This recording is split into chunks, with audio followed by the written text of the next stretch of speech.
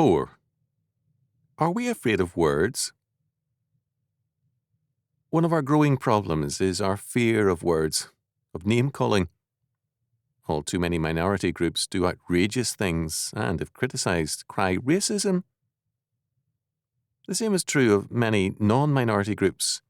They perpetrate all kinds of nonsense and evil, and when caught at it, charge their critics with being against the people. For example, in 1971, 60s radicals demanded certain things of the federal government in the name of Indian rights. They received 643 acres of federal lands with buildings to set up a supposed university. The school established, DQ University, has never met any of the necessary elementary educational requirements. It has received at least $7 million in federal grants. Its chancellor has been Dennis Banks of the ultra-leftist American rights movement, and DQU has been allied with Marxist groups. The federal requirements, which were a part of the original grant of land and funds, have never been met. Accreditation was required and has not been attained, nor a minimum student enrollment. The original 1971 agreement required the return of the property if the terms were not met.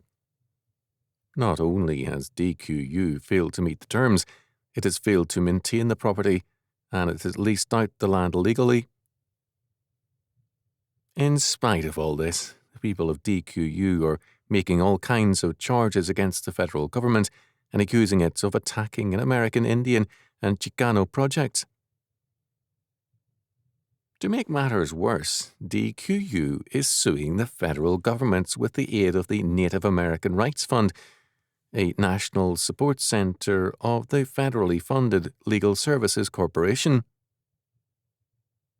As research director, Michelle M. Rossi noted in Eye on Bureaucracy, March 1983, the U.S. government is essentially financing a lawsuit against itself, in that NARF, the Native American Rights Funds, received approximately $205,000 in 1982.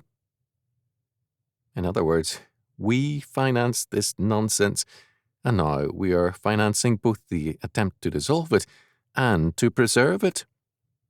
Everyone gets consideration except the taxpayer. Moreover, all such groups need to do to gain major media coverage is to charge bigotry and racism. It's time to stop fearing names and words before freedom is destroyed by our timidity and negligence.